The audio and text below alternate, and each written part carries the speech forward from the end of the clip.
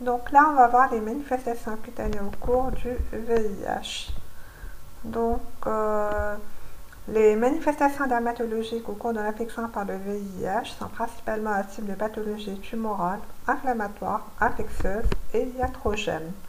Ces manifestations dermatologiques peuvent se voir aussi bien au stade initial de l'infection par le VIH, l'exemple type celui de la primo-infection, ou encore à un stade avancé, c'est-à-dire au stade SIDA, le cas de la cryptococcus cutanée ou encore de la maladie de Kaposi.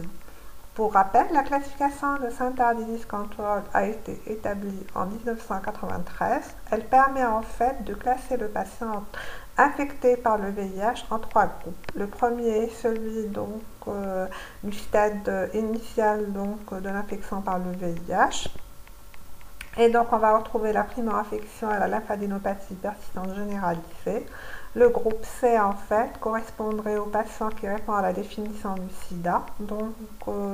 Et le groupe B, en fait, ce sont des patients qui présentent des manifestations non comprises dans le groupe C.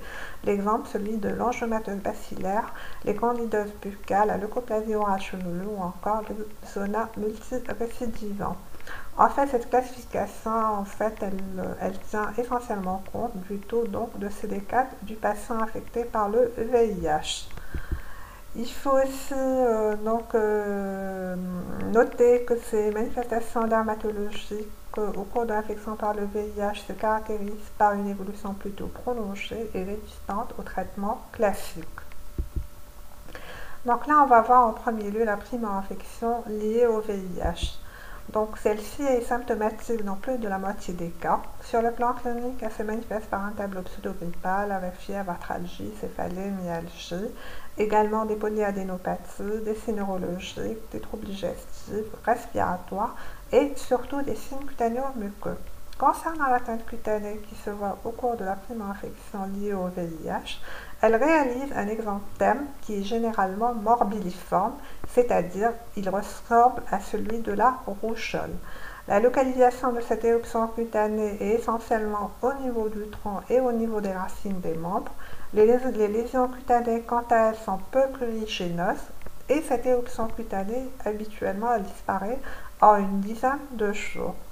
Également, on peut observer au cours de la primo-infection liée au VIH une atteinte de la muqueuse buccale à type de pharyngite douloureuse dans plus de la moitié des cas, à type d'énanthème du vol du palais, voire des érosions buccales ou encore, plus rarement, des érosions œsophagiennes.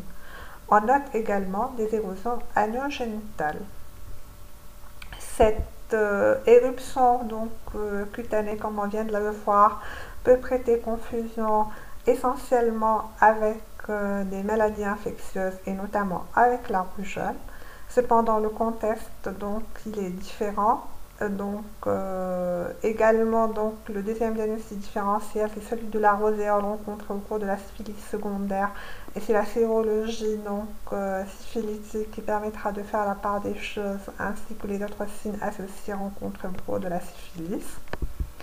Donc, le deuxième diagnostic différentiel, on peut évoquer la toxidermie à type d'exanthème maculo-papuleux. Et c'est la notion de prise médicamenteuse et le délai compatible qui permettra de faire la part des choses avec l'exanthème morbilliforme rencontré au cours de la primo-infection liée au VIH. Et le troisième diagnostic différentiel, c'est le psoriasis rosé de Gilbert, qui est également rencontré chez le sujet jeune. Il réalise cliniquement une plaque initiale annulaire avec une collerette squameuse interne, suivie quelques jours après par des petites lésions similaires, finement squameuses et disparaissant en quelques jours. Ce tableau clinique survient dans un contexte général conservé avec absence de signes généraux. Sur le plan biologique, on peut objectiver au cours de la primo-infection liée au VIH, on peut avoir une lymphopénie, une thrombopénie et une cytolyse hépatique. Et le diagnostic en fait sera confirmé par la PCR à l'ARN viral et l'antigénémie B24. Le traitement antirétroviral, quant à lui, précoce et indique indépendamment des symptômes, du taux de CD4 et de la charge virale. Donc, après la primo-infection liée à l'infection par le VIH, on passe aux pathologies infectieuses et en premier lieu aux infections mycosiques. Donc, les candidoses buccales peuvent se voir au cours de l'infection par le VIH. Elles réalisent un aspect clinique de forme érythémateuse du val du palais ou encore d'une candidose pseudomembraneuse, c'est-à-dire elles réalisent un aspect de plaque blanchâtre au niveau des façons internes des joues, du val du palais et des gencives. Il faut savoir également que ces candidoses buccales peuvent évoluer vers des candidoses œsophagiennes. Les dermatophysies également sont fréquentes au cours du stade de SIDA. Elles ont la particularité donc de réaliser des lésions extensives, chroniques, avec une résistance au traitement et également elles sont rapidement récidivantes à l'arrêt de celui-ci. Donc, la cryptococcus, quant à elle, réalise un aspect clinique polymorphe au cours de l'infection par le VIH, avec un aspect de nodules ulcérés, des lésions acnéiformes ou encore des lésions simulant un molluscum contagiosum. Le diagnostic sera confirmé par l'étude histologique et mycologique des biopsies cutanées, et le principal diagnostic différentiel est celui de molluscum contagiosum, qu'on verra un peu plus tard. Les infections virales, quant à elles, donc on a l'herpès simplex qui réalise un tableau clinique plus sévère chez les patients séropositifs, avec une évolution chronique, récidivante et résistante au traitement. Il est à noter que l'herpès cutanéo-muqueux chronique durant plus d'un mois est un critère de SIDA. La varicelle, quant à elle, est plutôt une forme rare au cours de l'infection liée au VIH. Elle réalise cliniquement un aspect ulcéro-hémorragique et nécrotique. Pour le zona, donc il faut savoir que l'incidence serait plus élevée chez les patients séropositifs par rapport aux patients séronégatifs.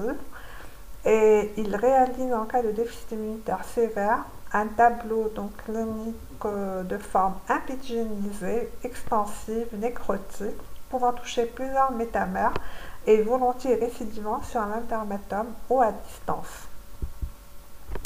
Le molluscum contagiosum, quant à lui, en fait, est une infection virale à poxvirus et il réalise un tableau clinique au cours de l'infection par le VIH assez particulier par sa profusion à une plus grande taille des lésions, la localisation au niveau du tronc, au niveau du visage, au niveau du cuir chevelu, et également le caractère récidivant au cours de l'infection par le VIH.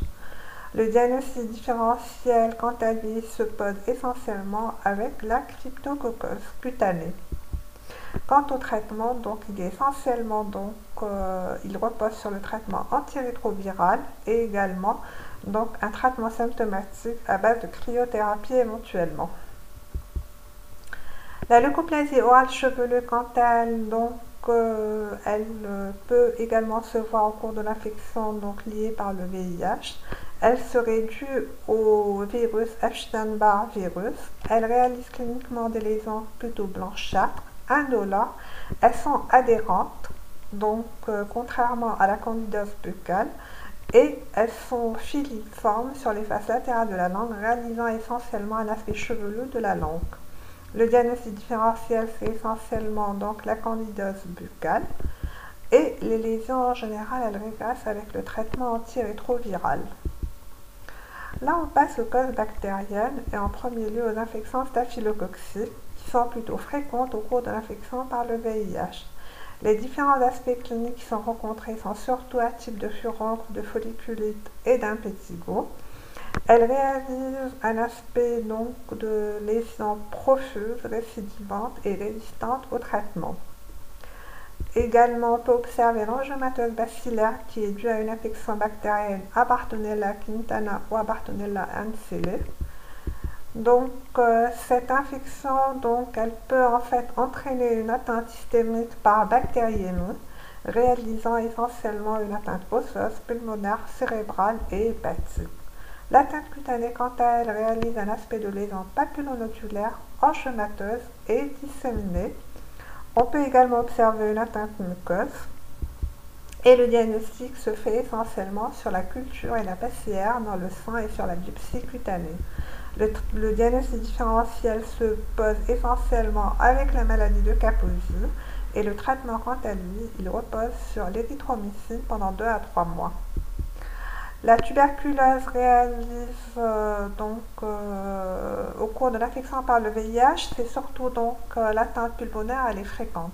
Par contre, l'atteinte cutanée étant plus rare, et c'est surtout les deux formes cliniques qui sont rencontrées, ce sont l'escrofuloderme et la miliaire cutanée. Concernant les causes parasitaires, la gale réalise un tableau de gale norvégienne au cours de l'infection par le VIH, notamment lorsque le taux de CD4 est inférieur à 150 par millimètre cube. Les lésions sont non prurigineuses et par conséquent sont très contagieuses. Le traitement repose essentiellement sur l'ivermectine, associé éventuellement à un traitement local par scabécide. Concernant les infections sexuellement transmissibles, il est impératif de rechercher les IST chez tous les patients séropositifs, vu que la co-infection peut entraîner une aggravation des deux infections. La syphilis, elle présente certaines particularités au cours de l'infection par le VIH. La première particularité, c'est la fréquence accrue des chancres multiples lors de la syphilis primaire. Et la deuxième particularité, c'est les signes cliniques de la syphilis secondaire semblent apparaître de façon plus précoce, voire contemporaine du chancre de la syphilis primaire. Voilà. Le chancre mou, quant à lui, l'aspect clinique est comparable à celui des patients séronégatifs. Cependant, il présente une évolution prolongée avec une résistance au traitement.